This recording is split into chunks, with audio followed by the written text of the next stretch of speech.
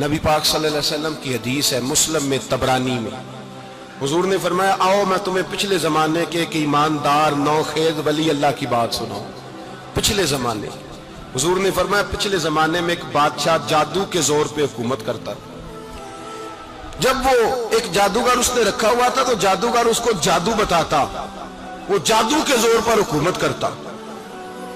جادوگر بوڑھا ہو گیا تو کہنے لگا بادشاہ کو نوجوان میرے پاس بھیج دے، اب میں بوڑھا ہو گیا ہوں، میرا پتہ کوئی نہیں کب مر جاؤں۔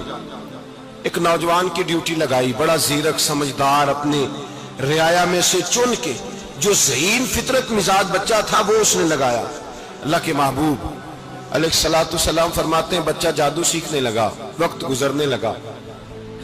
بچہ جب جادو سیکھنے جاتا تو رستے میں ایک راہب بھی تھا جو انجیل جانتا تھا، وہ اللہ اللہ سکھاتا، لوگوں کو حضرت عیسیٰ علیہ السلام کی تعلیمات سے آگاہ کرتا۔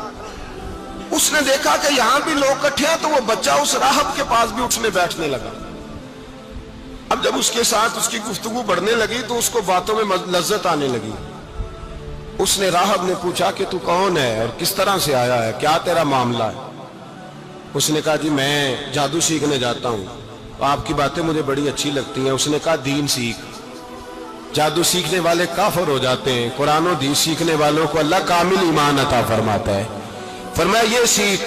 بچہ بیٹھنے لگا، اس کے پاس آنے لگا، باتیں دل میں گھر کرنے لگی۔ ایک وقت آیا کہ مسلمان ہو گیا، اور مسلمان کیسے ہوا؟ بچہ کہتا ہے میں تجربہ کر کے ہوا۔ اب میں تھوڑا سا وقت جادوگر کے پاس بھی جاتا اور باقی سارا وقت وہاں بیٹھتا۔ میں ایک دن جا رہا تھا تو رستے میں اژدہا تھا، بہت بڑا سانپ تھا، رستہ روک کے کھڑا تھا۔ یہ حضور نے بیان کی حدیث۔ نبی پاک صلی اللہ علیہ وسلم فرماتے ہیں بچہ کہتا ہے کہ رستے کے اندر سانپ ہے، رستے بند ہے، لوگ چھتوں درختوں پہ چڑھے، ہراش ہے۔ کہتے چھوٹا سا روڑا میں نے اٹھایا تو میں نے کہا اللہ اگر جادوگر سچا ہے تو اسے مار دے۔ چھوٹا سا روڑا میں نے پھینکا، اژدہا کوئی نہ مرا۔ پھر چھوٹا روڑا اٹھایا، میں نے کہا اللہ اگر وہ عالم سچا ہے تو اسے مار دے۔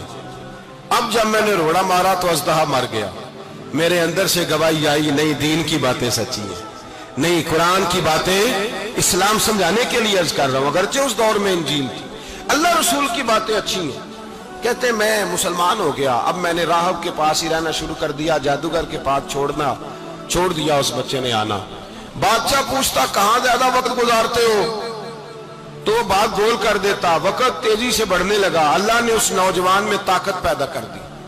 اب وہ اس کے اندر اللہ نے توانائی روحانیت پیدا کر دی، ابھی جوان ہے، 14-15 سال عمر ہے۔ اللہ نے اب جو بیمار بھی آتا وہ دعا کرتا تو اللہ صحت عطا کر دیتا، جو بھی آتا۔ بادشاہ کا ایک درباری تھا، بادشاہ کو پنکھا جلتا تھا، وہ اندھا ہو گیا، کوئی ایسی تکلیف آئی کہ نابینا ہو گیا، بڑے علاج کرائے شفا نہیں ہوئی۔ کسی نے اس بچے کا پتہ بتایا کانوں میں، اس کے پاس گیا تو بچہ کہنے لگا شفا تو ہو جائے گی پر کلمہ پڑھنا پڑے گا، مسلمان ہونا پڑے گا، جس پیغمبر کا میں غلام ہوں تجھے بھی بننا پڑے گا، دین پہ عمل کرنا پڑے گا، اللہ شفا دیتا ہے۔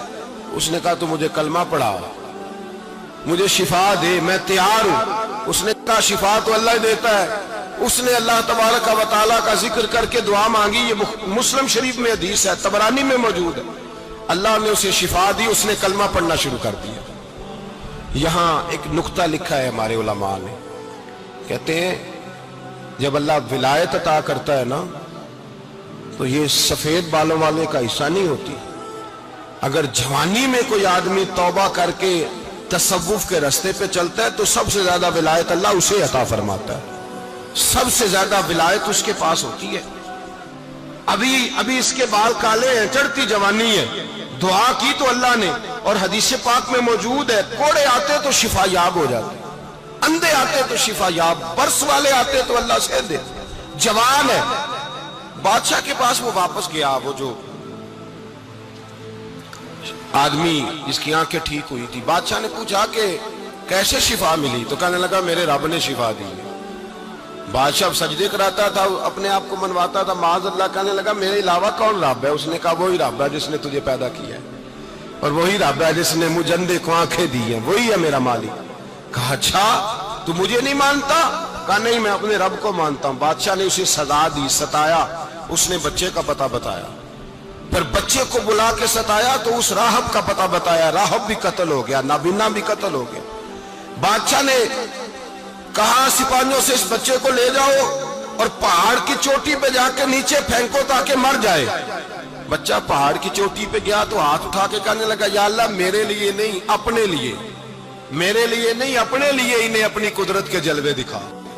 मेरे लिए नहीं, अल्लाह के बंदे अपनी जान बचाने की दुआएं नहीं मांगते, अपने लिए इन्हें अपनी कुदरत के जलवे दिखा। ये दुआ मांगी, जितने लोग साथ आए थे वो सारे जमीन पे गिरे और सब मर गए, पहाड़ से गिर के मर गए। बच्चा वापस सीधा बादशाह के पास कहने लगा, लो भाई मेरे रब ने मुझे बचा लिया है। जवान का ईमान देखो, मेरे रब ने मुझे, बोलो मेरे अल्लाह ने मुझे ईमान की गवाही दे रहा है, मैं बच गया हूं, तू झूठा है, मेरा रब सच्चा है।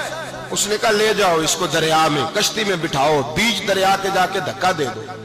बैठे कश्ती में, दरिया के बीच गए और जब जाके वहां उसको धक्का देने लगे तो उसने कहा, अल्लाह मेरे लिए नहीं अपने लिए इन्हें अपनी कुदरत के जलवे दिखा।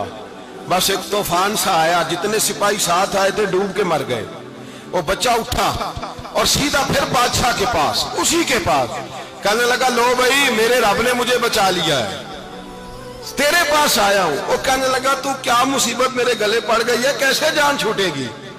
तो बच्चा कहने लगा, अगर तू मुझे बांधे दरख्त के साथ और सारे मुल्क को बुलाए, लोगों को इकट्ठा करे, फिर तू मुझे तीर मारना, मैं तुझे बताऊंगा कैसे मारना है, मैं मर जाऊंगा। अल्लाह का बंदा नौजवान, ईमान देखो, मरने के तरीके बता रहा है, मैं तुझे बताऊंगा मैं कैसे मरूंगा। ये बात कही, बादशाह ने सारा मजमा जमा किया, मुल्क सारा बाहर आ गया, दरख्त के साथ बांध दिया। कहने लगा, भाई लोगों ये मुझे मारना चाहता था, मार नहीं सका, अब मैं इसे बताने लगा हूं कि मैं कैसे मरूंगा। इसे कहो जब तीर मारे तो साथ मेरे रब का नाम भी ले, मैं अपने रब के नाम पे जान दूंगा, ईमान की पुख्तगी में अल्लाह के नाम पर जान दूंगा। इसे कहो रब के नाम पे मारे, मर जाऊंगा। बादशाह ने अल्लाह कह के तीर मारा, पेशानी में लगा, बच्चे की रूह परवाज कर गई। जितना मजमा खड़ा था सारा कलमा पढ़ के मुसलमान हो गए, सारे मुसलमान हो गए, सारे। मेरे रसूल पाक सैयद आलम सल्लल्लाहु अलैहि वसल्लम ने नौजवानों को बताया, जब तुम्हारे अंदर ईमान की कुव्वत आएगी तो अल्लाह तुम्हारी मदद करेगा। फरमाया वो नौखेज वली था, अभी जवान